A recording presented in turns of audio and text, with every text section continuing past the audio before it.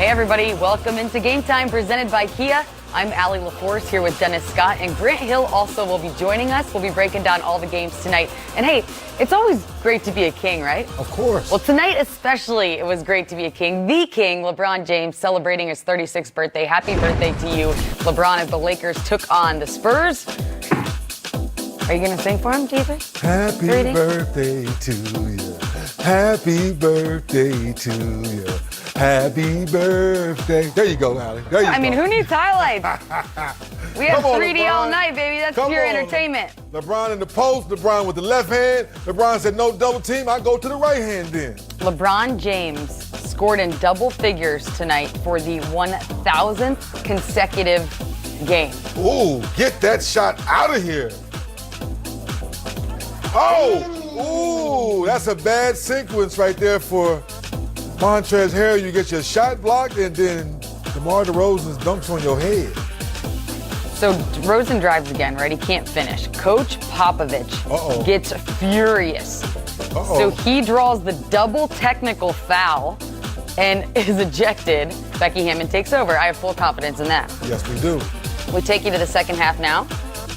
DeMar DeRozan with the dart to, that was Anthony Davis for the alley-oop, two-handed dunk. Then DeRozan throws the dart to DeJounte Murray for the one-handed slam. AD passing out the double team. Little Goldie for the deep three. It was deep, Dennis.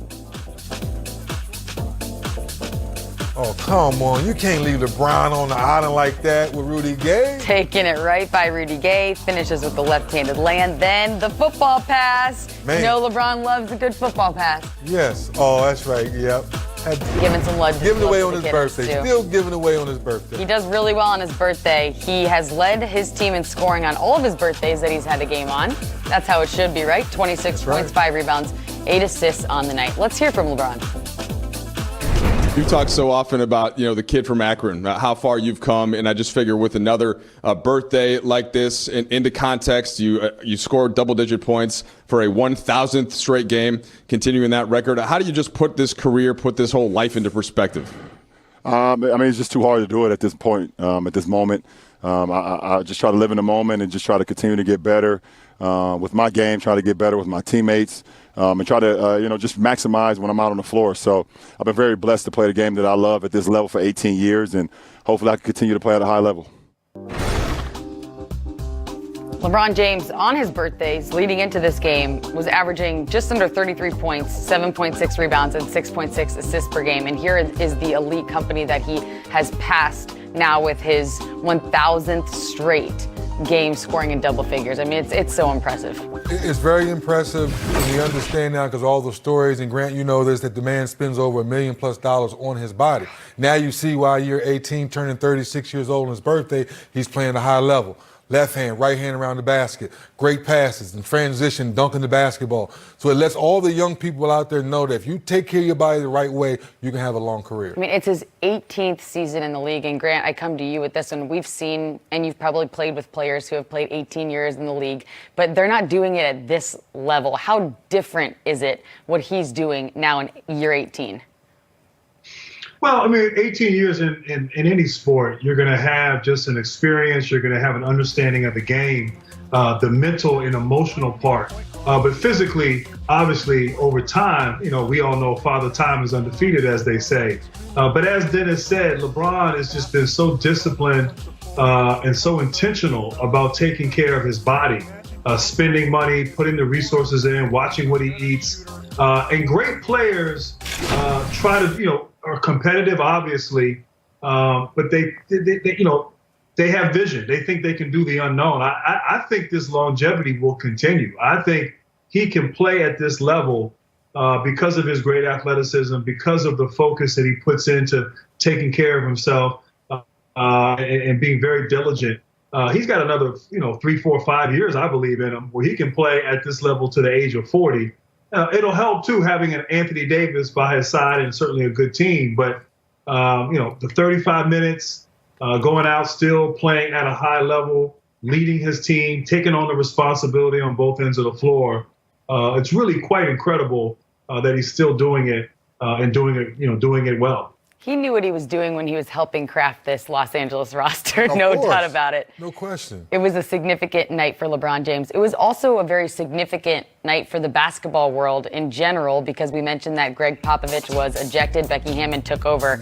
She's a rock star, and this was the first time that a woman has coached an NBA team, but she downplayed it like she always does, like a true team player. Here's Becky after the game. Obviously, I mean, it's a big deal. It's a substantial moment. I've been a part of this organization. I got traded here in 2007. So I've been in San Antonio, part of the Spurs and sports organization with the Stars and everything for, 13 years. So I have a lot of time invested, and they have a lot of time invested in me, and building me and getting me better. Honestly, in the moment, I was just trying to win the game. I say this a lot, but I try not to think about the huge picture and the huge aspect of it because it can get overwhelming. It's my job to go in there and be focused for those guys and make sure that I'm helping them do the things that will help us win. I really have not had time to reflect. I haven't looked at my phone, so I have no idea what's going on outside of AT&T Center tonight. Pau Gasol getting on Twitter to give a big congratulations to Coach 2. It was great to hear her say it's significant because over the last 3-4 years, even when she coached the Summer League team to a championship, I got to interview her right after that game. It's not about me. It's about the team. It's about getting better every day. I don't understand why this is something that we're talking about when I'm just here doing my job as a coach. But there in that moment, we heard her recognize the fact that she's doing something truly special for all of basketball and for women that want to come up in coaching, after her. Your thoughts? I know she's a friend to you, Dennis. Yeah, she's a personal friend, and she's right. It is about the team. It is about the organization. But you're special, and Pop put you in a situation, you shined, and you did all the right things because you know the game of basketball. This is nothing physical. It's about can you give grown men the right tools to go out there and play the basketball at a high level, and you did that, and we applaud you for that great job. The Blazers and the Clippers also faced off tonight in Staples Center. Portland returning to Staples Center. They just played the Lakers. About how he stays for hours after practice, getting reps in with Paul George, how he didn't take any practices off. I mean, when that season ended the way it did last year, he came in with that mentality of the grind is on and it starts now, including for myself. You have to stay in your personality. And Grant, you know this, and Kawhi Leonard's not a rah-rah guy. He's not a guy that's going to pick you up and call you on the phone and do a whole lot of talking. So to hear your coach speak up and say, this guy's been to practice early, he's staying late, he's putting those extra 300 or 400 free throws up, he's in the weight room, his body looks toned, ready to play. That's hidden, silent leadership where now your teammates see that. They say, you know what, guys, we got to get in line because now our best player is doing all the things he needs to do to show us he wants to be the best in the league, to compare with that, to Grant's point, compare with that guy across the hall to try to win a championship. So now the rest of the team has to get in line, has to play the right way. And instead of me ball, it has to be we ball in Clipperland. Grant, what are your thoughts on Paul George so far this season, his mentality and his game? Allie, I like what I see. I mean, we know he had a tough stretch there in the bubble, and I don't believe that was indicative of who he is and what he's been throughout his career. I do like at the end of this game here, you heard Jimmy Jackson talking about Paul George and sort of his improvement thus far compared to last season, and just accepting the fact that he wasn't great. He got in the lab, got with his trainer, has worked on his game. And much like this team, I think feels like he has something to prove. He has to, prove that he can be better.